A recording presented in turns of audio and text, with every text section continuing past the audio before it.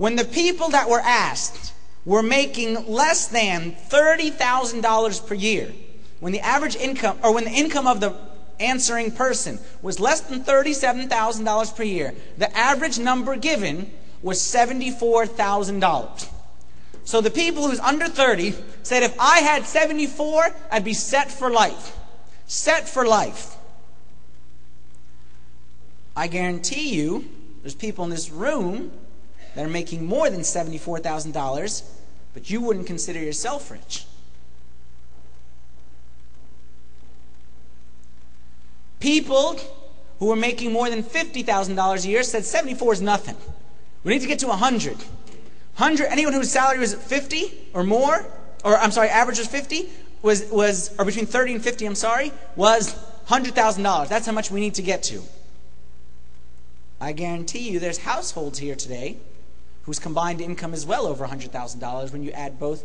And I bet you there's even a couple people here today who individually are making more than $100,000. But you, again, wouldn't consider yourself rich. Not when you factor in all the expenses and all the... They kept on going, and they did a study, and they asked the top income earners in this country, like the richest people, how much in assets do you need to be rich? $1 million? $2 million? Answer, $5 million was the answer given. And I'm going to read you an exact quote of what they said. This is the summary of the results. And by the way, all my surveys, on the back of your handout, all the websites are listed, which have the information. You can look me up. The one from Reuters is the one who did this. Said, it turns out that $1 million just doesn't cut it anymore. In fact, rich today requires at least $5 million. According to a new survey of affluent households defined as those with investable assets of more than $500,000. When asked how much money it takes to be rich, 45% chose $5 million. 25% selected $25 million. And 8% picked $100 million. Less than 20% said $1 million is enough to be rich. Can't argue with that logic, right? None of us would argue with a good $5 million in the bank. What happened here? The guy with $2 million in assets says, I'm not rich. What has happened to us, people? What has happened to us is rich moved. Just like it did right there. Rich is a moving target. I want you guys to write this down, and then I want you to think about what it says. I'll read it twice.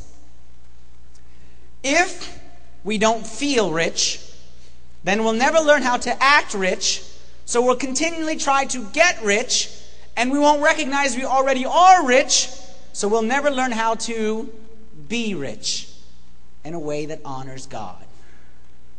Again, if we don't feel rich, then we'll never learn how to act rich.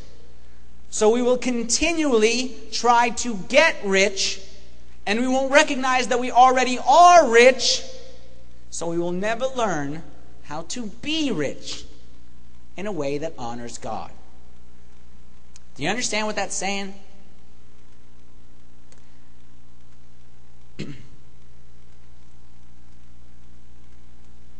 Rich is a moving target. And until you realize that you're on the other side of rich, then you will not learn how to be rich in a way that honors God. Let me give you some good news and bad news for today. And I'm going to break down that sentence for you. Good news and bad news today. Which one you guys want first? Good news or bad news? Bad? Good? Well, the handout says good news first, so let's go with good news first. Okay? Come on, what are you guys in a Scroogey mood today? We're in Thanksgiving, holidays. I expected everyone to say good. We're in a good mood. Okay? Good news is you're rich. This is great news. You may not have known it, but you, my friend, are rich. And because you are rich, you have tons of rich people activities available to you for the rest of your life, which a lot of people don't have. You, if you're a rich family, can put your kids in rich people schools that cost money. You can go on rich people vacations to exotic locations. You can buy rich people TVs with your rich people surround sounds, and you can go to rich people movies, and you can drive rich people cars, and you can do all kinds of fun, entertaining activities on Friday nights, throwing money down the toilet that only rich people like you can do. This is good news. Better news than you just being rich is, like it says in Ecclesiastes chapter 5, verse 19, is who's the one who made you rich? Ecclesiastes 5:19. As for every man to whom God has given riches and wealth, and given him power to eat of it, to receive his heritage, and rejoice in his labor, this is the gift of God. Good news for you. Who made you rich? God. God made you rich. God put you in a rich country, gave you rich parents, gave you a rich neighborhood. God made you rich. It's not something you need to apologize for as being rich. It's a gift from God, one of the many gifts that God has given to us. Now, I can read some of your minds right now. I'm sitting here saying you're rich, and you're saying, but the economy, and my 401k, and my stock market. And I will admit that I know there's some people here today who are hurting financially. The economy has got them in some down times. But most people who whine about the tough economic times are doing so while eating a pizza delivered by a pizza guy, while checking their stocks on their laptop or on their iPhone, or driving in and around in their V6 Beamer or their Mercedes, complaining to me about how they are struggling financially and they're not rich. So you can understand if I struggle to have a little sympathy for you. And if the majority of the people in this world struggle to have sympathy for the guy who knows he's not rich and finds out he's not rich while watching cable TV or satellite TV on his satellite dish. You forgive me, forgive a lot of people if they don't sympathize with you and your stock portfolio and your 401k. If we're honest, most of us, hey, we're doing okay. Yeah, times have been better, but if we're honest, hey, we're doing okay. We're not hurting as bad as we like to make it seem.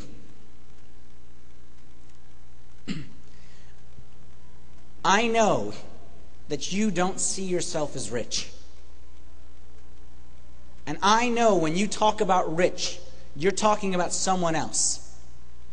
But let's agree on this fact, that when the Bible speaks, when God speaks, He doesn't speak like when God speaks, He speaks to everyone at the same time. What I mean by that is when God talks about rich and poor, He's not isolating it to something just in Northern Virginia. When God speaks a word in the Bible, it applies to everyone across the world. Everyone across the world at the same time.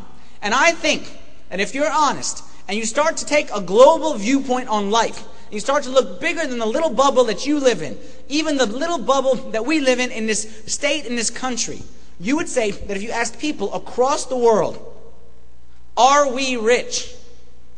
I think you would get an undeniable yes. Our problem is we don't realize how many people's in this world. You know how many people's in the world?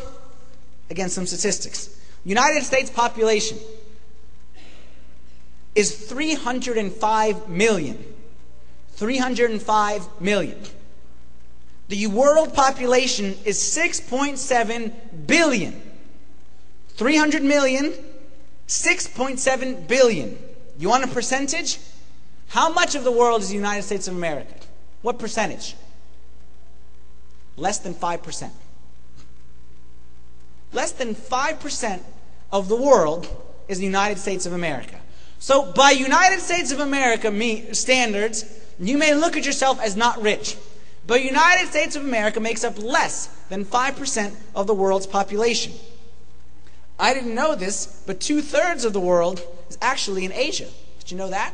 2/3 of the world's population, it's like 4 billion something. That's crazy. And in addition to that, Africa, the continent of Africa, has more than 3 times as many people than the United States of America.